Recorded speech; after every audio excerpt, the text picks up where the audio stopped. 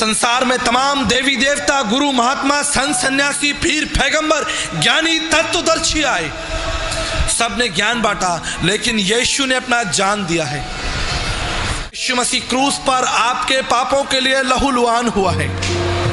हम आपके बीच में प्रभु यीशु मसीह के दास की, एक सच्चे परमेश्वर के दास की एक ऐसी अद्भुत प्रचार को सुनकर विरोधी भी कांप उठे। ऐसे प्रचार को आप सुनकर आप हैरान हो जाओगे कि विरोधियों को कैसे प्रभु के दास ने वचन के द्वारा बहुत ठोस जवाब दिया है। और काफ़ी लोग इस वचन इस प्रचार को सुनकर बहुत ज़्यादा हिल गए हैं। तो आप इस प्रचार को आगे देख सकते हो। मनुष्यों के बीच आकाश के नीचे कोई दूसरा नाम नहीं दिया गया जिससे उद्धार संभव हो। संसार में तमाम देवी देवता, गुरु, महात्मा, संत, सन्यासी, पीर, पैगंबर, ज्ञानी, तत्वदर्शी आए, सबने ज्ञान बांटा, लेकिन यीशु ने अपना जान दिया है। यीशु मसीह क्रूस पर आपके पापों के लिए लहूलुहान हुआ है। जब तक आप परमेश्वर के वचन को नहीं पढ़ेंगे, आप कदापि जान नहीं पाएंगे कि आप पापी हैं। रोमियो 3:23 कहता है, सबने पाप किया। बड़े बड़े संत महात्मा मेरे पास आते कहते हमने पाप नहीं किया। हम तो महात्मा लोग हैं, हम तो ज्ञानी लोग हैं, हम तो शास्त्री और फरीसी लोग हैं, हमने कौन सा पाप किया है? तुम्हारी बाइबल में लिखा है सबने पाप किया है, तुम मानो, ये तुम्हारी बाइबल है। लेकिन मैं परमेश्वर का धन्यवाद देता हूं कि परमेश्वर ने हमारे भारतीय बाप दादाओं से बातचीत की है और भारतीय संतों को आगाह किया है कि हम पापी हैं। पापम पापात्मा पाप कर्मा पाप समा त्राहिमा में पुंडरक्षाम सर्व पाप हरे हरे। वैष्णव ब्राह्मण प्रार्थना मंत्र, परमेश्वर मैं पापी हूं और मैंने आपकी दृष्टि में पाप किया है। संत डोंगरे जी महाराज भागवत रहस्य में कहते हैं, हर व्यक्ति ने जो इस स्थान पे है, जो इस पृथ्वी पर पैदा हुआ है, उसने मन और वचन और कर्म से पाप किया है। कोई नहीं कह सकता कि मैंने पाप नहीं किया। अस्तोमा सद्गमय तमसोमा ज्योतिर्गमय मृत्युमा अमृतगमय, हम सभी असत्य में थे। भारतीय दर्शन के 33 करोड़ देवी देवताओं के होने के बाद भी भारतीय दर्शन इस बात की प्रार्थना को पुकार रहा है, हम असत्य में हैं, हमें सत्य में लेकर चलो। हम अंधकार में हैं, हमें ज्योति में लेकर चलो। हम मृत्यु में हैं, हमें अमर जीवन के लिए लेकर चलो। मैं आपको कल बता रहा था अर्जुन के अनुभव को, जब उसने श्री कृष्ण से कहा मैं पापी हूं और मेरे पाप को कौन छुड़ाएगा, मेरे पाप से कौन मेरी रक्षा करेगा। मैंने आपको बताया कि अर्जुन को श्री कृष्ण ने कहा, तुम्हें शरणम गच्छ सर्वभावेन भारतम तत्व प्रसादनम प्रशासिति शाश्वतम। अर्जुन, तुम उस परमेश्वर के पास जाओ जो तुम्हारे पापों को क्षमा करेगा। तुम्हारे पाप कौन क्षमा करेगा? वो परमेश्वर जिसके अनुग्रह से तुम्हारे पाप क्षमा होंगे। ऋग्वेद के 10वें मंडल 133-66 खंड को मैं आपके सामने रखता हूं। परमेश्वर, आप महान परमेश्वर हैं, आप हम पर दया करिए और हमारे समस्त पापों को हमारे जीवन से दूर करिए। ऋग्वेद उसका 7वां मंडल 86:2-7 पद को मैं आपके सामने रखता हूं। पाप ने हमको घेर लिया है, पाप ने हमको घेर लिया है, हमारी सहायता करिए, इस बंधन से हमें स्वतंत्र करिए। ऋग्वेद 7वां मंडल उसका 89-3 पद, परमेश्वर मुझ पर दया करिए, मुझे दंड मत दीजिए, मेरे पापों के लिए मुझे दंड मत दीजिए। मैंने पाप किया है, आपकी दृष्टि में मुझे दंड मत दीजिए। ऋग्वेद 7:89 में लिखा है, आपकी दया से मैं शुद्ध हो जाऊंगा, आपकी दया से मैं बच जाऊंगा। ऋग्वेद 5 अध्याय उसके 8 और 78 पद में लिखा है, इन समस्त पापों को मेरे जीवन से दूर कर दीजिए। भारतीय दर्शन के दार्शनिक और तत्वदर्शी लोग इस बात से मुकर नहीं रहे कि वो पापी हैं। हम सब ने पाप किया है। ऋग्वेद के 10वें मंडल 90 पद में लिखा है, स्वयं परमेश्वर इस पाप के बंधन को तोड़ने के लिए इस पृथ्वी पर देह रूप धारण करेगा, जो देह के रूप में प्रकट होकर स्वयं का बलिदान चढ़ा देगा। जब तक वो बलिदान नहीं चढ़ाया जाएगा तुम्हारे पाप क्षमा नहीं होंगे।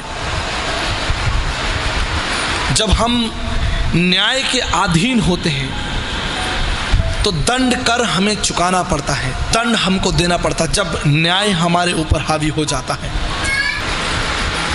अमेध्यो वे पुरुषो अन्यत्र वदन्ति, अमेध्यो वो पुरुषो अन्यत्र वदन्ति। सब ने पाप किया, लेकिन उन समस्त पापों के लिए परमेश्वर की उपस्थिति इस बंधन को तोड़ सकती है। हालेलुया। आप ध्यान दीजिए, संपूर्ण जीवन आप झूठ बोलते हैं, संपूर्ण जीवन आप व्यभिचार, लड़ाई झगड़ा, मार काट, अपमान, बुराइयां, तमाम उन पापों को साधारण आप सोचते हैं कि मैं कोई पाप नहीं कर रहा हूं, लेकिन आप प्रत्येक क्षण पाप कर रहे हैं। यहोवा परमेश्वर की दृष्टि में, चाहे आप माने ना माने, आप किसी भी जाति, समाज, कुल, भाषा, क्षेत्र, रंग रूप के क्यों ना हो, आप पाप के अधीन हैं।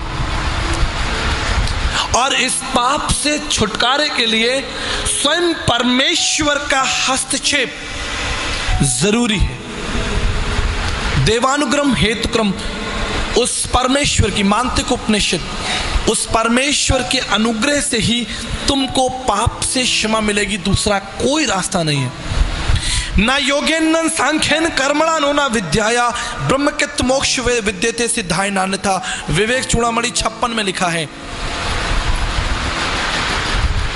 भारत के तत्वदर्शी लोग लिखते हैं, उस पाप के बंधन के लिए माला फेरने से कोई लाभ नहीं होगा, उस पाप के बंधन को तोड़ने के लिए चढ़ावा चढ़ाने से कोई लाभ नहीं होगा, उस पाप के बंधन को तोड़ने के लिए तीर्थ स्थानों पर घूमने से कोई लाभ नहीं होगा, ऊंचे पहाड़ों पर चढ़ने से कोई लाभ नहीं होगा, नदियों में स्नान करने से कोई लाभ नहीं होगा।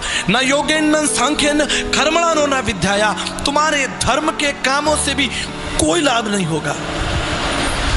क्यों? क्योंकि मनुष्य स्वयं अपने पाप के बंधन को नहीं तोड़ सकता। अगर स्वयं मनुष्य अपने पाप के बंधन को तोड़ सकता तो परमेश्वर को मनुष्य रूप धारण कर इस पृथ्वी पर भयंकर मौत को सहने की कोई आवश्यकता नहीं होती।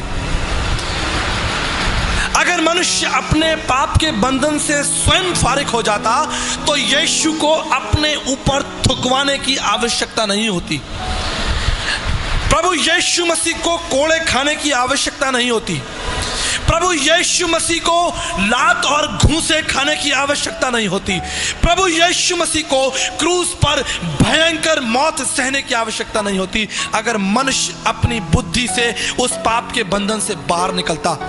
आदि में वचन था, वचन परमेश्वर था और वचन देदारी हुआ।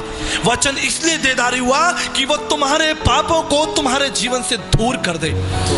जैसे परमेश्वर के दास ने जो भी प्रचार किया, परमेश्वर का वचन को आपने बहुत ध्यान से सुना। मैं विश्वास करता हूँ कि जो जो चीज़ परमेश्वर के दास ने वचन के द्वारा प्रचार किया है, आप उनको अपने लाइफ में बहुत ध्यान से सुने होंगे। और सच में ये विरोधियों के लिए बहुत ही अच्छी एक ठोस जवाब थी परमेश्वर के दास के मुख के द्वारा, वचनों के द्वारा बात करने के लिए। मेरे प्रियो, क्योंकि हम सब लोगों को ये काम करना है कि परमेश्वर का वचन लोगों तक पहुँचे, परमेश्वर का वचन और भी लोगों तक जाए।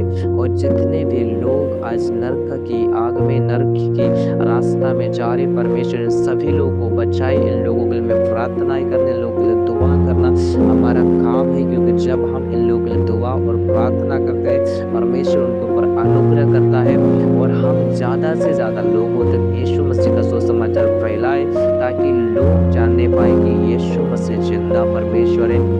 अगर आप भी चाहते हैं, आप भी लोगों को बचाना चाहते हैं, तो आप या तो सुसमाचार सुना सकते हैं लोगों को, या तो आप इस वीडियो को लोगों को आप शेयर कर सकते हैं ताकि वो लोग भी आमीन कौन जिंदा परमेश्वर है, सच्चा परमेश्वर कौन है, इस बात को जान पाए और मान सके ताकि उनकी आत्मा भी बचा सके। मेरे प्रिय यीशु मसीह इस दुनिया में इसलिए आया, वो ना ही किसी का धर्म को बदलाने के लिए आया, लेकिन यीशु मसीह जिंदा परमेश्वर है। वो जीवन को बदलाने के लिए यीशु मसीह ने कहा हुआ है कि आमीन वैद्यों को बीमार की आवश्यकता नहीं, लेकिन जो बीमार लोग हैं उनको वैद्य की आवश्यकता रहती है। धर्मियों को वैद्य की आवश्यकता नहीं रहती, जो अच्छे और भले चंगे रहते हैं उन्हें डॉक्टरों की जरूरत नहीं रहती, लेकिन जो बीमार रहते हैं सिर्फ उन्हीं लोगों को रहता है। और वैसे ही जो पापी लोग हैं, पापी लोगों के लिए यीशु मसीह आया था। वो कहता मैं धर्मियों के लिए नहीं, लेकिन मैं पापी लोगों के लिए आया था। और जितने भी पापी लोग हैं, जितने भी पाप करने वाले लोग हैं, उन लोगों का पापों को उठाने वाला सिर्फ और सिर्फ प्रभु यीशु मसीह है। कोई पैसा, कोई धन, कोई ज्ञान आपके पापों को उठा नहीं सकता, लेकिन यीशु मसीह आपके पापों को, आपके पूरे जीवन को बदला सकता है, क्योंकि परमेश्वर वो महान है, वो अद्भुत परमेश्वर है। तो दोस्तों आप इस वीडियो को भी अपने दोस्तों के साथ, अपने फैमिली के साथ साझा ज़रूर करें ताकि सच्चे परमेश्वर के दास की जो प्रचार को सुनकर उन लोगों के भी जीवन में परमेश्वर काम करे, और जितने भी यीशु मसीह को नहीं जानते उनको भी शेयर करें ताकि वो लोग भी अनंत जीवन के राह में चल सके। परमेश्वर आप सब लोगों को आशीष दे।